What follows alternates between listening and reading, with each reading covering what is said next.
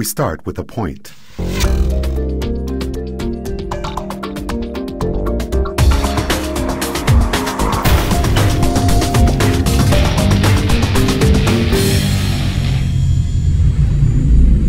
Hi, it's Rob Bryanton, and welcome back to the Imagining the 10th Dimension video blog. Today's entry is called Beer and Miracles, and I'd like to give you a reminder, we always do provide a link back to the text version of this blog, and it's always good to read along. Sometimes we provide links, and sometimes we talk about the date that the blog was actually published, which is what's happening in this case, because this entry went up on September 11th, 2009, the 8th anniversary of the World Trade Center attack, and so that's what we're talking about today. So here we are on the 8th anniversary. I remember waking up that morning, seeing that the first tower had been hit, and immediately running to wake up my two then teenage sons. This is one of those cusp moments that you're going to remember for the rest of your lives, I told them. Our world has taken an unlikely new tangent, and this is a major shift in our reality. Yes, even though this was 5 years before I launched Imagining the 10th Dimension, this is the way I've always thought about how our reality is constructed. And as I've mentioned many times before, I spent over 2 decades prior to the 2006 launch of my website trying to get anybody else who would listen to see that this was a useful way of visualizing that multidimensional and parallel universe fabric that our reality springs from.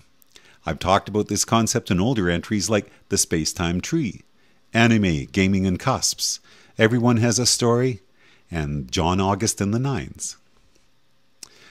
When we're thinking about a multiverse of possible parallel universes for our particular universe, in how many of those do you think it's 2010 and the World Trade Center towers are still standing? If we're talking about how we are each navigating through a fifth dimensional probability space, it doesn't really matter whether you believe those towers coming down was an inevitable outcome as a result of a long chain of previous actions and reactions in the years or decades prior to 2001, or if you believe that the terrorists got extremely lucky to have their plans come to fruition that day. In the many worlds interpretation, both outcomes were possible, and we happen to be in one of the parallel universes where the towers no longer stand. While in other versions of our universe, it's 2010 and they are still one of New York's major landmarks. Last blog, in the statistical universe, we talked about the unlikely chain of events and alignment of forces that has to be put in place for there to be life in our universe, and how our very existence was like winning a cosmic jackpot. In the Flexi Laws of Physics, we talked about the work of cosmologist Paul Davies, but we didn't mention his famous book, which is in fact called The Cosmic Jackpot: Why Our Universe is Just Right for Life.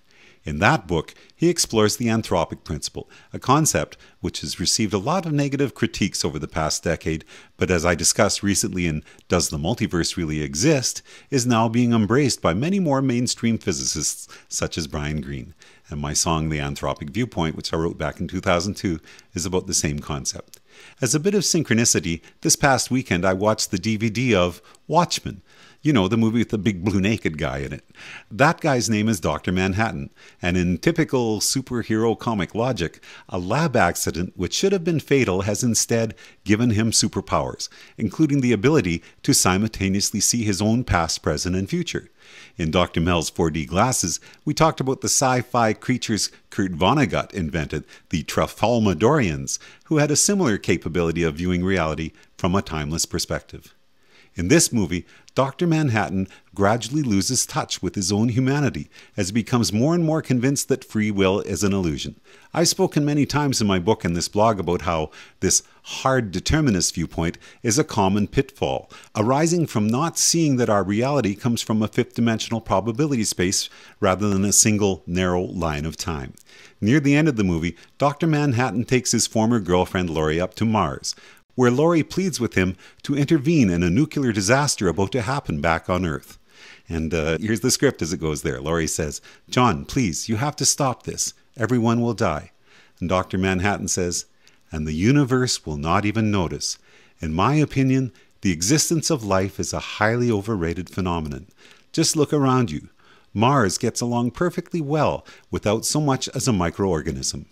Here, it's a constantly changing topographical map, flowing and shifting around the globe in ripples 10,000 years wide. So tell me, how would all of this be greatly improved by an oil pipeline, by a shopping mall? And Laurie says, so it's too much to ask for a miracle?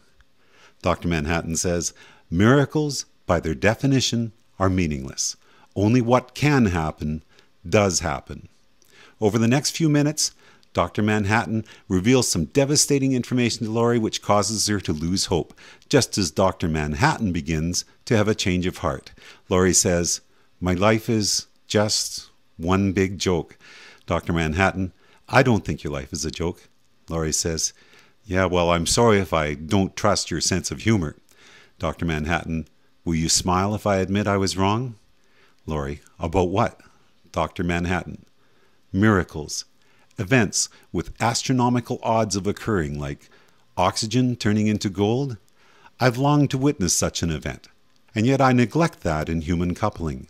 Millions upon millions of cells compete to create life for generation after generation until finally your mother loves a man she has every reason to hate, and out of that contradiction, against unfathomable odds, it's you, only you, that emerged. To this still so specific a form from all that chaos.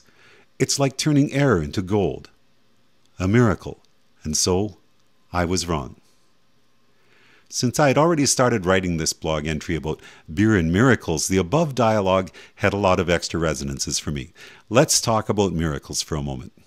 Sir Arthur Clarke had a famous and often quoted phrase. He said, any sufficiently advanced technology is indistinguishable from magic. How do you like this for my variation on the same theme? Any dramatically unlikely occurrence is indistinguishable from a miracle. When we talk about how unlikely our universe is and how unlikely life is the word miracle out of place? Last month, New Scientist magazine published an essay by Hugh McLaughlin, a professor of applied philosophy at the School of Law and Social Sciences in Glasgow Caledonian University in the UK. The name of the essay is, Do You Believe in Miracles? I'd like to quote a few paragraphs from that essay. Consider the Azande, an African tribe whose members believe all deaths and misfortunes are caused by either witchcraft or sorcery. Suppose a falling branch kills someone. On one level, the tribe accepts a scientific account of the incident in terms of, say, the effect of termites on wood. But on another level, they ask why did it come about that the particular person happened to be standing under the tree when the branch happened to fall? We are unlikely to ask that particular question, and unlikely to accept their particular explanation. But it is not at all clear why we should say that questions of that sort are inappropriate. There is no apparent clash with science or hostility to it, as the British anthropologist Edward Evans Pritchard, who studied the Azande, was keen to stress. People might accept a scientific account of why a particular event occurred, yet still ask similar sorts of questions about why there are particular juxtapositions of occurrences. Much of this speculation and theorizing will be baseless, but there seems no justification for saying all such thinking is nonsensical. By analogy, most conspiracy theories are groundless, but not all of them are. Okay, we've talked about statistically unlikely events and miracles. Now let's add in some beer. Wired magazine published a fascinating article about a scientist who was able to recover dormant yeast cells that had been trapped in amber for 45 million years. As soon as he placed those cells into a growing medium, they again flourished. Does that sound like a statistically unlikely occurrence to you? Would you be willing to call it a miracle if a living thing were somehow able to sleep for 45 million years, then wake up again as if nothing had happened? This yeast was discovered by Raul Cano, a 63-year-old microbiologist at California Polytechnic State University back in 1995.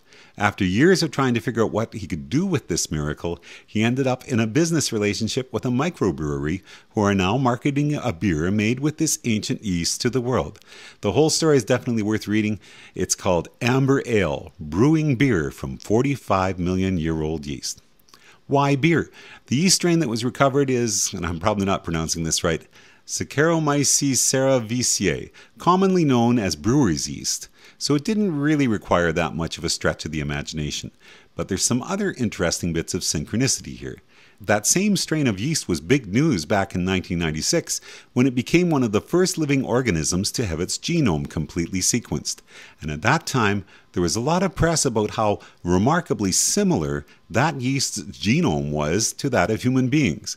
We'll put up a link here to an article from back then that claimed about 50% of the yeast cell's genome is the same as a human being's.